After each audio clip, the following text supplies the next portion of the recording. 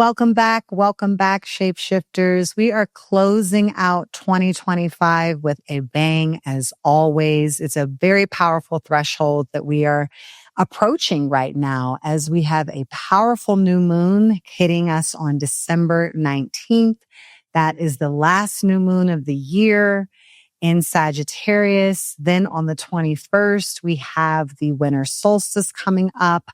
The shortest day and longest night is the year that will beckon us into this beautiful, sweet, juicy, sweet season of darkness. So this episode is an invitation to slow down, to reflect, and make space for what has become complete this year. So take what resonates and leave the rest, and let's begin. So as we are now in the last month of the Gregorian calendar, this calendar of 2025 years of, let's face it, colonization, capitalism, and patriarchy, we are seeing its demise, and that demise really has been ushered in with this year of 9, which has been a year of death, transformation, and rebirth. We can see in every single aspect of the real estate industry, the government, what we think of education, our ideas of health relationships, our ideas of race, of what's normal. We would all basically agree that everything as we know it has died. We're no longer in that space where we're like, the old world is dying. No, the old way of doing things is dead. You can think of these universal years as invitations, spiritually, mentally, physically, psychologically, materially, to really tell the universe who it is that we are. What do we actually stand for? Are we truly ready to stand 10 toes down in the values that we claim to be about? Because remember, your values are through your actions, not through your words. So we're reevaluating and reassessing who it is that we want to be, what parts of us are changing, transforming, that we're ready to let go of, and where are those new places that are taking shape. 2026 also marks the 250 years of the United States of America. And so we are seeing the fall of the empire as we know it. And to this last stand of whiteness, as I like to call it, on a global level, where they are baiting us into this illusion of power that they want us all to believe that they have. And so they have to inundate us with messages of scarcity, with messages of war and rumors of war. They have to squeeze the economic system that we are in to the point where people have no sense of financial security. All rules that used to be the case are basic out. There is no such thing as job security. There is no such thing as knowing that the government, if there's a natural disaster, is going to come help you. It's pretty much everybody for themselves, while the oligarchs continue to make billions off of us. And they want to railroad us into this idea of thinking that, hey, humans are basically obsolete. Robots and artificial intelligence can take over, and pretty much the purpose of humanity is no more. And that is an illusion. That story is a story that they are projecting, but that story has to be created. It has to be actualized. And as we know, we actualize the future in the present moment. And so even to bring it back to this year of 9, we can see that projection of that illusion and how we as a sovereign energetic beings have the opportunity to choose if we want to contribute to the co-creation of that spell, or are you ready to tell a new story? Are you ready to stand 10 toes down in the darkness where you know that you know that you know that you know, even when you don't have physical evidence of it, because you understand that you are living in a different paradigm. You have created your own algorithm. You have created your own mindset and toolbox that you can pull from. For those of us who have been willing to be vulnerable, to be wrong, to struggle, but actually struggle through the fire, right? Because no one said this work is going to be easy. And I don't mean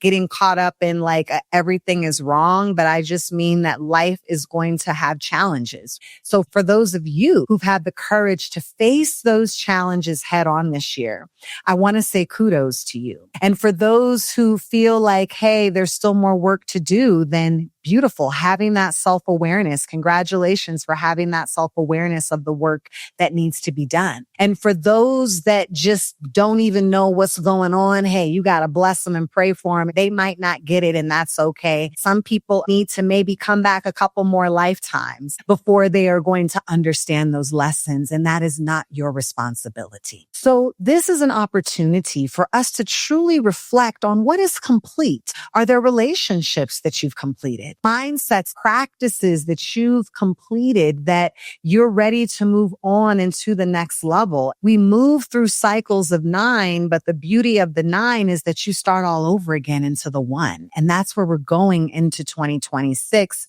2 plus 0 plus 2 plus 6 equaling 10, 1 plus 0 equaling 1. So we're taking the wisdom and the learnings of completion and integrating them. You know, you can think about it as another level on your house. You have a foundation. Maybe you have 1 or 2 stories on your house. And as you build that to wield and be stabilized by the foundation that you've built.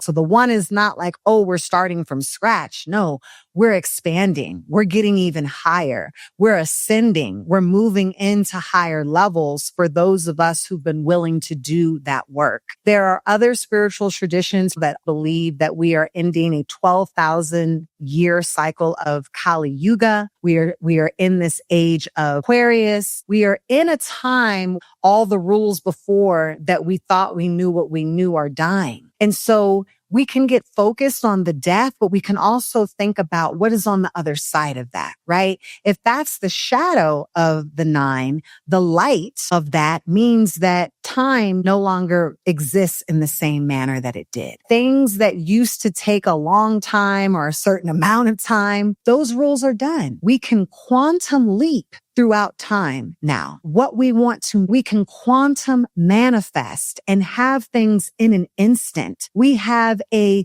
closer connection to our spiritual guides, to the forces of nature and our ability to alchemize those things. We are able to walk through the world with a level of synchronicity that you can meet and align with like-minded people who are on a similar path as you. Things that we used to call coincidence. You're like, wow, everything is just lining up divinely in my life. It's like the universe is conspiring for my good. That's the other side of the 9. So the death is not just death for death's sake. The fall of the empire has to fall because we are in the midst of a co-creation of our greatest ascension yet. And what is going to come, the creativity that is going to come from this, the collaboration, the discernment, the awakening of people coming together of turning their backs against construction of race and gender and these boxes of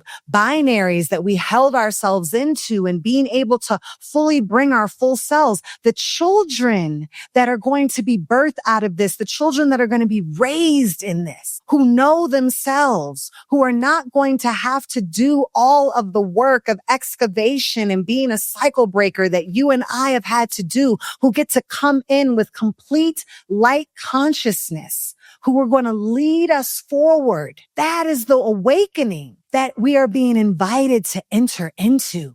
This is a time where the universe has said that these old structures are gone. They're never coming back. Shout out to all the people who've sat back and said, I'm going to just, pop some popcorn and watch the empire fall. I did an episode earlier this year on line dances and the power of Black people just coming together with the ring shout, stomping on the ground like the heartbeat, the pulse of the earth coming together in synchronicity, aligned to celebrate, to witness Black joy, being in, knowing that there are portals that we are opening up, dancing in circle. We're being called towards something else right now. That is why all of these celebrities are being unmasked, so we can see the true essence and character. Celebrity worship, that's over. We are all now the ones that are the lights, and all of us have a gift to share. As we also step in as leaving the 9 and stepping into the 1, I also want to invite us back to the fact that there are other calendars. And one of those calendars is the IFA calendar that I adhere to.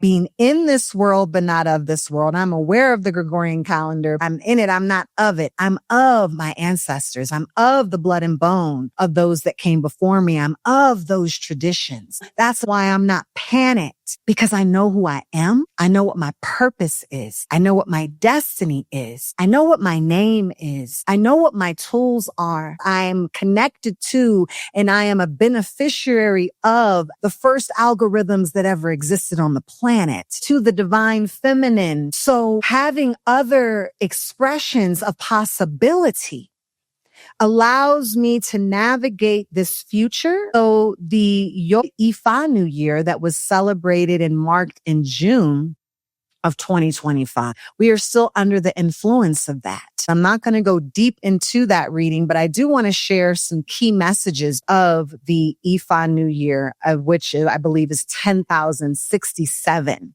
Just to give you some context. We ain't new to this. We true to this. They 2000. So in that realm, there's messages that really stuck out for me. And one of them was this idea of not looking back. For me, I have experienced survivor's remorse, being able to be in a place where I can look at every aspect of my life right now and know that I created it, I built it, and it is a complete mirroring of exactly what I want. That there's a part of me that has grief and sadness for family members that I wanted to be part of that vision, for loved ones that I wanted to be part of that vision. And I carried a lot of guilt in the beginning. And part of that guilt is connected to looking at, well, what I wanted it to be, what it could have looked like. Even as I'm moving through this shift in my sovereign feminine, of moving into this perimenopausal, having to release ideas of beauty, of what I used to look like, of what used to work for me in terms of exercise, used to work for me in terms of what I could eat. Like, I'm going through reverse puberty. And so I can't look back on my past and think that the things that worked for me then are going to work for me now. Even the fact that I have become a bird launcher and launched my daughter out into the world. And so even just centering my child as my everything, that no longer is. So I've had to create a new equilibrium for myself. I've had to reevaluate, what does homeostasis look like for me in this moment? And having the courage to rebuild that, knowing that there's relationships that I used to have that are not making it into this new season. There's practices that I used to have, mindsets that just aren't going to serve me for this chapter. And being willing to say that just because you've been part of my story and part of my life for the last 20 years or even my whole life doesn't mean that you're going to play the same role now. I'm a new person. I'm in the center and I change. Everything changes around me. And so the invitation that I want to leave you with as you're navigating this next half of the Yoruba New Year is to not look back at your failures, to not look back on what woulda, coulda, shoulda, to not look back on it was supposed to be like fill in the blank, to not look back at your losses and to not even look back at your wins to a level, but to know that whatever is required for this moment, you have the last 9 years of wisdom. We can't watch an empire fall and still move the same way. We can't say we want to end to patriarchy. We want to end systems of oppression. And then we are still moving in the same way. We have to be willing to take a new shape, to take a new form. And what is going to support you in that is focusing in the present, because when you're looking back, you're not looking forward. And if you're looking back, you don't have the momentum to go forward. If you're looking back, you're slowing your process down. You're slowing your progress down. You are sending mixed messages to the universe. The universe can't get with you because one minute you say, yeah, we're doing this. And then you turn around and you look at something else. And so they're like, well, where are we going? Are we back? Are we forth? Are we side to side? You all over the place. You want to send a clear broadcast out into the universe. This is what it is. This is what I'm looking at. This is what I'm saying. This is where my energy is. This is where I'm facing. Even if you're facing a dark room and you don't even know what you're looking at, but you're feeling into it. You're speaking your truth over it. You have a vision of where you want to go. And we know it can be scary to face a dark room. When you look back, you know what that looks like. There's a level of comfort and familiarity. And I'm here to tell you that familiarity will not serve you anymore. This is a year to look forward. And so what does looking forward feel like somatically in your body? How do you manifest looking forward in the way that you wake up, the way that you eat, the way that you talk, the way that you spend your time? It's not just linear. Look at every facet of your life and deconstruct it. If I'm looking forward, what does that look like in terms of the way that I spend my time? What does that look like in terms of the way I talk to myself? The things that I say to myself that no one else hears, but my body hears them. My body keeps the score. So don't look back. Another message, being sharp as a razor. Sharp as a razor. If you are a blade, what does it feel like, look like to keep your blade sharp? When we think of sharpening a blade, we think of the action, whether you're taking that blade and you're rubbing it on a hide or a piece of leather, or you're sharpening it as iron sharpens iron. There's energy that has to be expanded. There is a tension. There is a movement. There is a practice. You cannot sharpen your blade being stagnant. You cannot sharpen your blade by being still. You have to be in a place of momentum, movement, discomfort, because a blade goes from dull to sharpen. There's a transformation that the way it starts and the way it ends, and it has to be maintained. You can sharpen the blade one day, but if you sit that blade down, it will get dull again. And so IFA wants you to know that you have to keep your blade sharp this year. And if that goes back to the adage, if you stay ready, you don't have to get ready. That is going to allow you to pierce, to cut all mindsets, circumstances, and things that are no longer going to be in your path. Obstacles are going to come. They're par for the course. The universe is still the universe. You're here to overcome challenges. That's part of life. It's not about whether you're going to go through challenges. It's what are you pulling out to navigate? If you are an architect of your life, what do you have? And you want to be able to pull out the sharpest blade possible. My self-talk is sharp. My morning practice is sharp. The choices that I make, the things I spend my time doing, if I'm spending time on something, it is sharpening my blade. I'm not wasting my time. It doesn't mean that you're always in a place of action, because rest is still as light and we have dark. We have the polarities. When you are in a place of visibility, when you're in a place of what can be seen, when you are in the daylight hours, right? When you are in the time of using your energetic currency, if it's not sharpening your blade, it's a no. So look at your screen time, the people that you have around you, the ways that you're spending your self-talk, what you're putting in your body. Is this sharpening your blade? Yeah, stuff's going to come. It's going to come. It's going to challenge you. It's going to push you. It might scare you, but you will have, as we say in IFA, ire aiku, you will have blessings of permanence and longevity. It will knock you down, but it's not going to stop you. You're going to have the sharpness that you can wield to cut down anything that is in your path and clear the way for what it is that you want. The last message I'm going to share, this could have been a whole episode, so I'm giving you like appetizers. But the last one is this idea of not knowing. And Ifa tells a story in this around Oyepolu. Oyepolu, this person who was going out to seek their fortune, to seek their destiny, to seek their purpose. And they didn't know how to get to them. You know, it's like sometimes you have a goal for yourself. You might see yourself at a place, but you just don't know how you're going to get there. Ever there are those places and spaces in your life and you're feeling like you have a deficit within you, and that deficit within you is the reason you can't get to that thing, Ifa tells us you don't have to know. You do not have to know. And this is a direct contrast to a society that is obsessed with data. This whole idea of artificial intelligence, this idea that I have to create a system that destroys the earth, pollutes the air, hoards water, extracts natural resources from the womb of creation to build a database that I have to feed every single piece of data that I know in order to tell me where I need to go. That's artificial intelligence. But you are birthed from ancestral intelligence. That's the AI, where it's like, no, boo-boo, this is in my blood and bone. This is in my mitochondrial DNA. I'm sorry, I didn't know, but how it is for you, but this is in my melanin.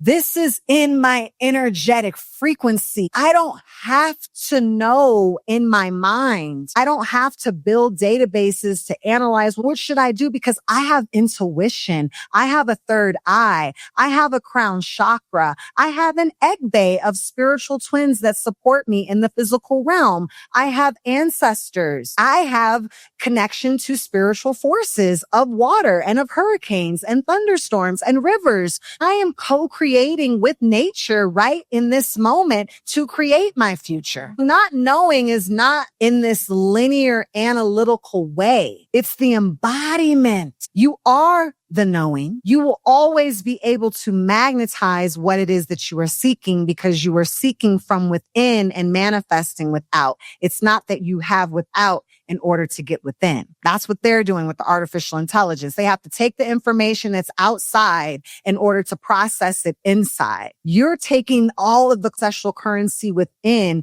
and creating the manifestation of that in the physical world of what's already imprinted in your cellular DNA. You see the difference there? The other part of this story of Oyepolu was he was able to gather the power to support their goals through their acknowledgement, appeasement, and reverence of their ancestors. And so ancestors becoming a part of our daily work. I said daily now, even if it's, I'm going to call their names and pour some cool water. Even if I give thanks for my known and unknown ancestors, give them some FaceTime, give them some airtime, give them some altar time. Your ancestral practice is critical, because it's not like, oh, I don't know, but I'm just out here by myself. It's like, oh, I know that I know that I know, because I have this ancestral inheritance, and because I am in communion with it, and because I am building a relationship with it, and I'm creating momentum for my prayers,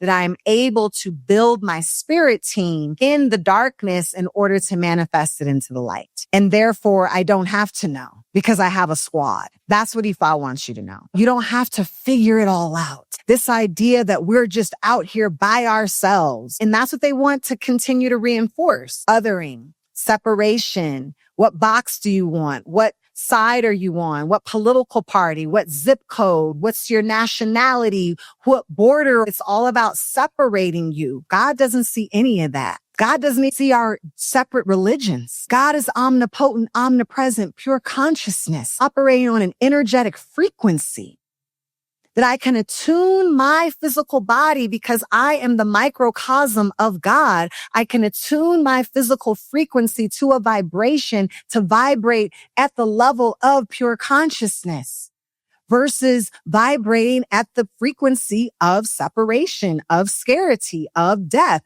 So whatever spiritual practice that you are becomes cosmology of your way to understand the universe. You're not thinking that you're just out here by yourself, which is what this 2025 timeline has tried to teach you. This is what Abrahamic traditions teach you. There's this one omnipresent God. Everyone else is below that hierarchy. You don't have God in you. That's Abrahamic traditions. No disrespect.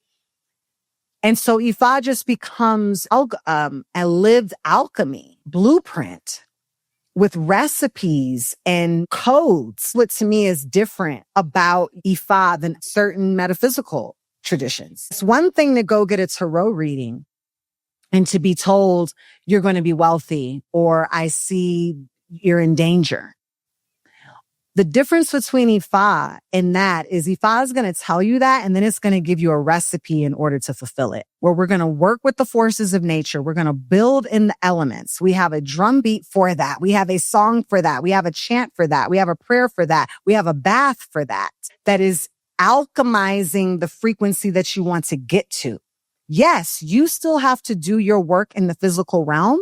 You want to get wealthy, you still got to get out there and go get that wealth. But it's not just like a law of attraction. You just keep thinking good things and it's going to come. Sometimes that ain't enough. We have dark demonic forces that are out here. There is no such thing as good and bad. There's dark and there's light. It doesn't have a subjective idea of whether it's good or bad. So if being a quote unquote good person isn't enough, if you're a gazelle in the jungle, you have other animals out there that are predators and they will try to kill you.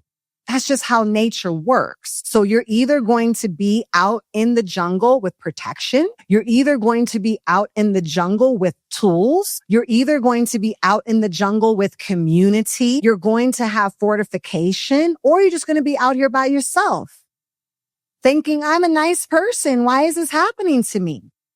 So the world and the paradigm of 2026 is going to play out, but it doesn't get to usurp the 10,067 year calendar. That timeline is still going. They're still going in parallel. That's how you are still in the 2026 calendar, but you're not of it. And so it means that the Western world and the fall and its challenges have no power over me. I'm not ruled. My success is not predicated or dictated by what happens in the quote unquote world, because I'm in a cosmic, metaphysical, multi-dimensional world as well. And those things can coexist at the same time and still be true. We have this powerful new moon in Sagittarius, which is an opportunity to plant the seeds in the darkness that you want to see. We have the end of this 12,000 year cycle of Kali Yuga.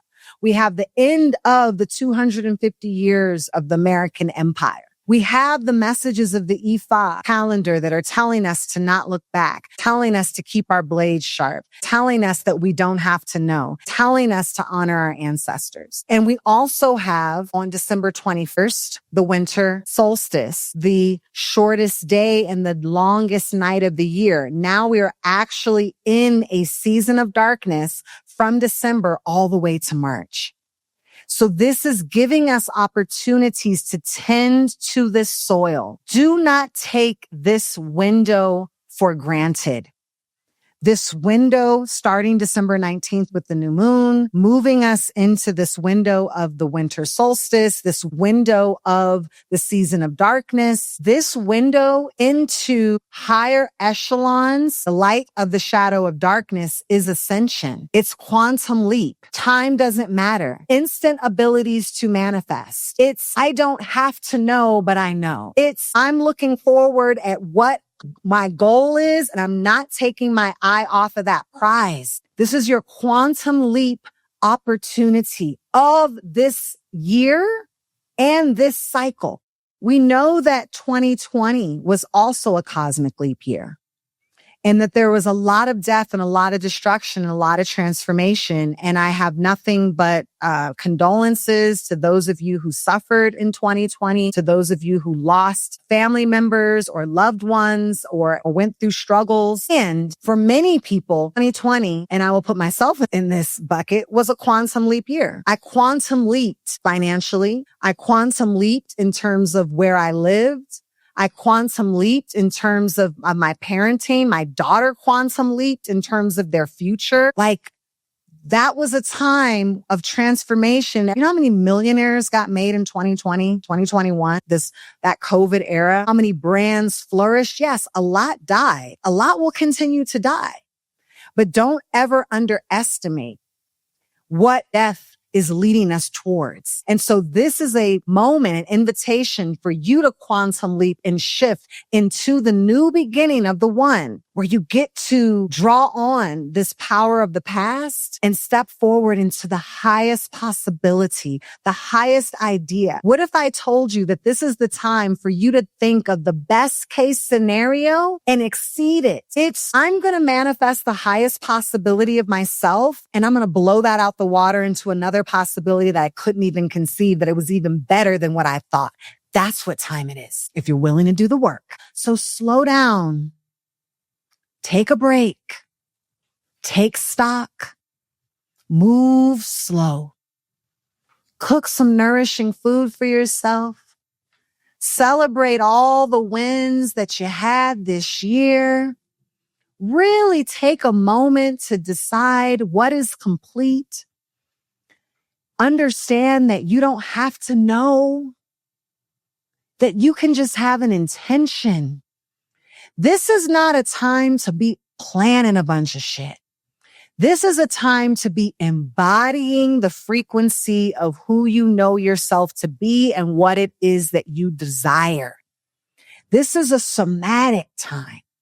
This is a time to get out of your head and into your heart, out of your head and into your physical body, to use our physical bodies, to be involved in analog activities, to unplug, to get off the screen, to be in person, to do things in real time, to be intimate with your own loving sweetheart, intimate with your physical body, your practice of showering and your practice of bathing, and slow down, get some good soaps and some beautiful creams and some smelly, nice perfumes, and your rituals of sleep and embodiment and nourishment and nice teas and yummy, good food. And, you see how you see that everything should feel like honey, like slow, luxurious. You create luxury. Even if it's you in your own living room, you make it the most luxurious feeling. Don't look at anybody else. Compare yourself to anybody else. What feels good to you? What feels right in your body? Allow your body to be the mind. We touch our navel because we know that there's another brain there. Your navel representing your solar plexus. Your solar plexus representing your seat of personal power. So your body will tell you, this doesn't feel right. Your body will tell you this person doesn't need to be in my circle. Your body will tell you, you know what? This job, let your body tell you, let your body inform. And if it feels juicy and it feels and it feels in my body, then I'm moving in the right direction. And I'm building that relationship with my ancestors, and I'm keeping my eye on the prize. And that's enough. I don't have to have a plan. I don't have to know where the money's going to come from. I don't have to know what my Q4 goals are and what I'm going to achieve. I don't have to fucking answer to you. I don't have to report out. I don't have to justify myself. I don't have to explain. I just have to feel good. I just have to be connected. And that is my victory code to quantum leaping into the greatest time that we are going to see on the planet. When I tell you so much beauty is going to come out of this, so much wonder is going to come out of this for you and for the world. There is a new earth being co-created. I seen it. It's being formed right now. It's not going to be visible yet. The key word here is switch it up and do something different, because one is an invitation into newness. And so as always, I'm not going to leave you hanging, right? I want to continue to support your shift. And so December 21st, I want to invite you to join me for our live Winter Solstice virtual activation. I've been doing this activation for the last 4 years in a row. It's free. It's an opportunity for us to do some work in community. We'll do some breath work. We'll do some somatic work. We'll do some visioning. I'll have more messages to share about how to move forward in this season. And we'll just have some time to commune, right? So you can really be in community and be intentional about the winter solstice.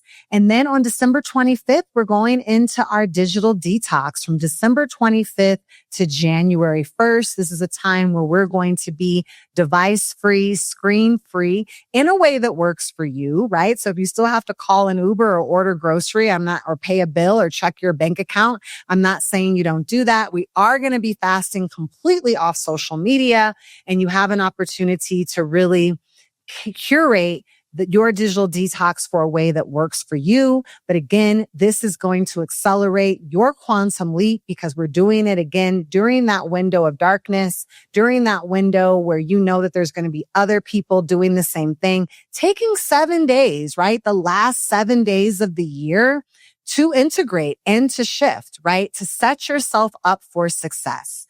So there is a free download on my website, shapeshiftyourlife.com, where you can download your free digital detox workbook that is going to give you some pre-work so you can start working on that now to set yourself up for success. It has journal prompts and ways to organize your time from December 25th to January 1st. So you're super intentional about it. And then for those of you who are interested, we're going to do a virtual integration call, I believe on January 4th. So again, that is another offering that I want to give you. I'm not leaving you hanging. I'm always about, talking about what to do and then giving you tangible ways to support you in your process and to actually do that. So check out our Winter Solstice activation. You can RSVP for that on my website. You can also download your free digital detox book. And then that will be the way that we close out the new year together. And I'll see you again on the other side of the Gregorian calendar, knowing that this is not the new year, y'all. This is their new year. We're in a season of darkness. We're going to ride this train all the way to March. We know who we're working with and what we're working in tune with, right? And we're tapping in to ancestral wisdom and guidance. We're not tapping into the ways of man. Okay. So that is what I have for you, shapeshifters. Thank you so much. I just want to honor you and thank you for listening. I believe we are 30 plus episodes in for 2025. This was my first year launching this offering, and your text messages and emails and shares and comments and likes have truly warmed my heart to let me know that someone is listening. This is part of my purpose. This is more my destiny, and I could not do this work without you. So I thank you. I'm in gratitude to you, and I will see you hopefully on the interwebs on the solstice. And if not, I'll see you on the other side. Until then, keep shifting. Bye.